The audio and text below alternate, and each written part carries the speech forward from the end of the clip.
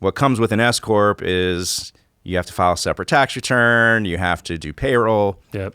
and you have to look for, there's a cost-benefit analysis to kind of decide, where do I switch? What time do I move over, or do I? And part of that's how much income you have coming in, Absolutely. right? Yeah. It's definitely what it comes down to. And so a lot of times when people are just starting out a new business, the first couple of years, they're crawling, right, and there's no reason to probably taking a loss on paper. Yeah.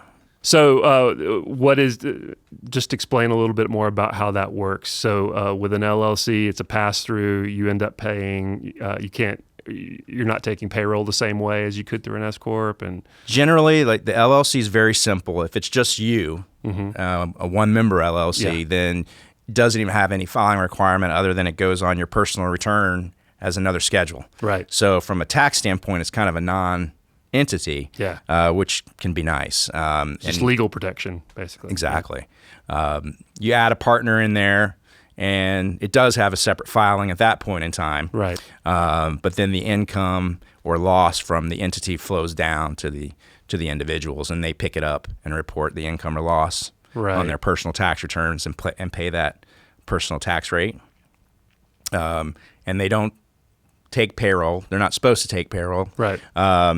You take what's called a draw or a guaranteed payment. Right. And then have to submit estimated tax payments to the IRS and the state on a quarterly basis to make sure you're up to date, because there's no W-2 there to be withholding for you. And if you're transitioning from having worked for somebody else and getting paid on a W-2, you're used to paying half of the...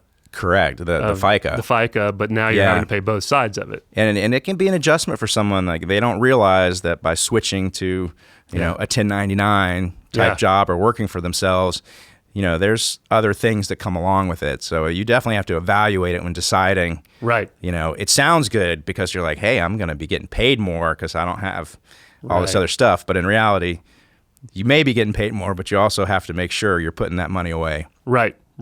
For the government. You may be losing. So you transition. A lot of companies are trying to get rid of staff, so they try to 1099 the employee. They say, hey, start your own company. You'll have your own time. I mean, it can be a really nice benefit, back to what we were talking about before. By having their own business, they can deduct expenses that they're incurring that they wouldn't be able to do as a W-2. So that's a nice benefit. They just have to remember there's taxes to pay. And that's when it gets to be an issue, is someone doesn't realize it. They're spending everything. Yeah. And then April comes around. It's like, oh, you have a $10,000 bill. Exactly. And they're like, well, I don't have any money. And then it's this kind of cycle. Right. It's hard to get caught back up.